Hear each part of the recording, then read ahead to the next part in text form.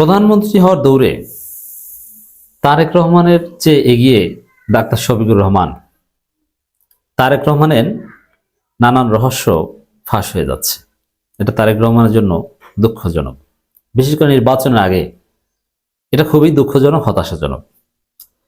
দর্শক, আমি ইত্তেফাকের একটা রিপোর্ট বিশ্লেষণ করব। নানান গণমাধ্যমে রিপোর্ট হয়েছে। মূলত নির্বাচনী হলফনামায় ব্যক্তিগত তথ্য, আয় ব্যয়ের অনেক হিসাব নিকাশ, শিক্ষাগত যোগ্যতা সবকিছু দিতে হয়, আর সেটা গণমাধ্যমগুলো নিয়ে রিপোর্ট করে। বিশেষ করে আপনারা এই হলফনামা বা নির্বাচনের নমিনেশন পেপার সাবমিট করার পর এই খবর দেখতে পাচ্ছেন যে অমুকের চাইতে তার স্ত্রীর সম্পদ 5 গুণ বেশি, অমুকের 510 কোটি টাকার সম্পত্তি। যদিও বাস্তবে যেটা দেখানো হয়, অরিজিনালি তার সম্পত্তি তার চাইতে অনেক বেশি। কারণ নামমাত্র মূল্য, বাজার মূল্য, অফিসিয়াল মূল্য দেখানো হয়, বাস্তবের মূল্য অনেক বেশি দেয়। যেমন ইস্টার্ন প্লাজায় আমার পরিচিত একজন বিএনপির এমপি ক্যান্ডিডেট, তার একটা শোরুম আছে, তিনি নিজে মালিক আর কি শোরুমের, মানে স্পেসেরই মালিক তিনি, দোকান তার না, দোকান ভাড়া। তো সেখানে তিনি অল্প কয়েক লাখ টাকা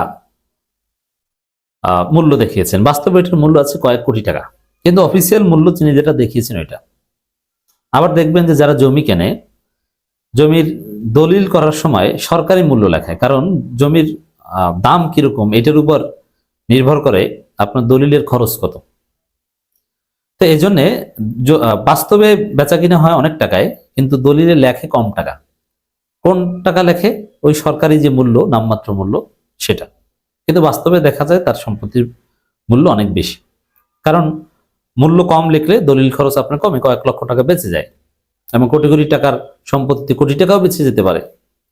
এই জন্য আপনারা হলফনামায় যে পরিমাণ সম্পত্তি দেখেন নেতাদের, বাস্তবে সম্পত্তির ক্ষেত্রে নগদ টাকাটা হয়তো বা অরিজিনাল, আর নগদ টাকা ব্যাংকে যেটা ওইটা দেখায়, কিন্তু ঘরে বস্তা ভরা, সিন্দুক ভরা থাকলে ওইটা দেখায় না। তো হলফনামার সম্পত্তি দেখেই মনে করবেন না যে এটি আসল চিত্র। বাস্তবে হলফনামায় যা লেখা হয় তার চাইতে ওই নেতা বা নেত্রীর সম্পত্তি অনেক অনেক গুণ বেশি। শুধু সম্পত্তি না, আরো নানান বিষয় লেখা হয় এবং সেটা নিয়ে পর্যালোচনা হয়। তো এখন সেই পর্যালোচনা চলছে। এখন দলের প্রধানদের ক্ষেত্রে বেসিক্যালি এখন 3 জন নেতা, 3 top leaders, Tarique Rahman, doctor Shafiqur Rahman এবং নাহিদ ইসলাম। চরমোনাই এই পর্যায়ে আসতে পারেনি, আর চরমোনাইয়ের প্রধান নির্বাচন করছেন না। তো দর্শক, তারেক রহমান, নাহিদ ইসলাম, তিনি এনসিপির প্রধান, অভ্যুত্থানে নায়ক হিসেবে আলাদা সম্মান পাচ্ছেন, সিম্পেথিও পাচ্ছেন, কিন্তু প্রধানমন্ত্রী হওয়ার দৌড়ে তিনি নাই। এটা স্বাভাবিক কথা, কারণ তারা নির্বাচন করবে সর্বোচ্চ 30টা আসনে। 30টা আসনে জিতে তিনি প্রধানমন্ত্রী হবেন, এটা তো বাস্তবসম্মত নয়। যারা 140, 30 বা এরকম সংখ্যক আসন পাবেন, বা 150+, সেই দল থেকেই প্রধানমন্ত্রী হবেন। এটা আমিরে জামাত রয়টার্সকে দেওয়া সাক্ষাৎকারেও বলেছেন। এই জন্যে সব হিসাব নিকাশ শেষে এটা বলা যায়,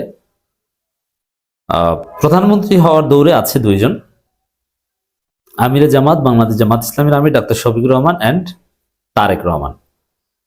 কিন্তু একটা প্রশ্নে তারেক রহমান তো অনেক পিছিয়ে পড়েছে, সেটা হচ্ছে শিক্ষাগত যোগ্যতা। দেখেন, এটা সে 80 দশক 90 দশক নয়, এখানে মানুষ শিক্ষিত, তরুণ প্রজন্ম, জেনজি ভোটার 30 থেকে 35%, এবং তারা কে কতটুকু শিক্ষিত এগুলো দেখে। কোনো অশিক্ষিত লোক, অর্ধশিক্ষিত লোক, সেটা সেই খালেদা জিয়ার যুগ, ভিন্ন কথা। এখন কোনো অশিক্ষিত লোককে মানুষ প্রধানমন্ত্রী কিংবা তাদের নেতা হিসাবে মেনে নিবে না। তার মধ্যে সব গুণ থাকা দরকার। এটা 2025 সালের বাস্তবতা, সেই পুরনো যুগ নেই। তো এই জায়গায় দর্শক, যেটা বেরিয়ে এসেছে যে তারেক রহমান ইন্টার পাস, তিনি নিজেই হলফনামা লিখেছেন। এমনকি তার এনআইডি কার্ড করার সময় যে শিক্ষাগত যোগ্যতা এসেছে, সেখানেও এটা স্পষ্ট হয়ে গেছে তারেক রহমান ইন্টার পাস। তিনি ইউকেতে দীর্ঘদিন ছিলেন, 17 বছর। তিনি চাইলে ওখানে গ্রাজুয়েশন, পোস্ট গ্রাজুয়েশন করতে পারতেন।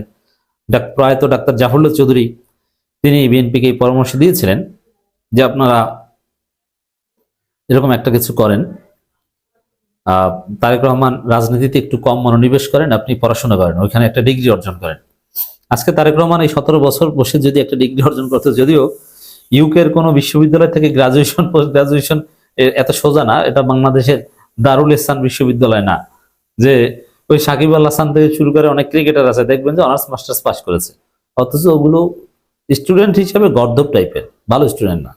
ভালো স্টুডেন্ট ছিল মাশরাফি, ভালো স্টুডেন্ট ছিল আহ মুশফিকুর রহিম, আরো অনেকে আছে। কিন্তু সাকিব ছিল কোন রকম পাশ করা, সাকিব আশরাফুল কোন রকম পাশ করা। তো ওরাও কিন্তু বিশ্ববিদ্যালয় থেকে অনার্স মাস্টার্স কমপ্লিট করেছে। কিভাবে করেছে? ওই যে দারুল ইহসান বিশ্ববিদ্যালয় থেকে। তো লন্ডনে যদি দারুল ইহসান টাইপের কোনো বিশ্ববিদ্যালয় থাকতো, তাহলে হয়তো বা তারেক রহমান আজকে ইন্টার পাসের তকমা বইতে হতো না। এখন তারেক রহমান ইন্টার পাস, দেখেন একটা সময় বাংলাদেশে মেয়ে বিয়ে করার সময় যে মেয়ে কি পাস, ইন্টার পাস, ঠিক আছে ভালো তো ইন্টার পাস, এবং ইন্টার পাস মাইয়া, এটা নিয়ে কবিতাও আছে, এবং এটা বিভিন্ন নাটক সিনেমা বা ইন্টার পাস মেয়ের যে মন মানসিকতা, এগুলো নিয়ে অনেক দার্শনিকের লেখাও আছে। তো ইন্টার পাস মেয়ের একটা রেপুটেশন বা বিয়ের ক্ষেত্রে একটা গ্রহণযোগ্যতা একটা সময় ছিল বাংলাদেশের সমাজে, কিন্তু এখন ইন্টার পাস চলে না। এখন মেয়েকে অনার্স মাস্টার্স পাস হতে হবে, নইলে স্মার্ট সোসাইটিতে চলে না। হ্যাঁ, চাকরি করার দরকার নেই, কিন্তু তার অনার্স মাস্টার্স সার্টিফিকেট থাকতে হবে। এটা যুগের বাস্তবতা। সেই জায়গায় হাসিনা পালিয়েছে, খালেদা জিয়া নেই, তো নতুন বাংলাদেশে ইন্টার পাস কেউ প্রধানমন্ত্রী হবেন, এটা বাংলাদেশের জনগণ, তরুণ প্রজন্ম, শিক্ষিত প্রজন্ম ভালোভাবে নিবে বলে মনে হয় না। এখন হলফনামায় উঠে এসেছে Tarique Rahman inter pass, Nahid honours masters Dhaka বিশ্ববিদ্যালয়, ডাক্তার শফিকুর রহমান এমবিবিএস, একদম সর্বোচ্চ স্মার্টেস্ট ডিগ্রি, আর তারেক রহমান ইন্টার পাস।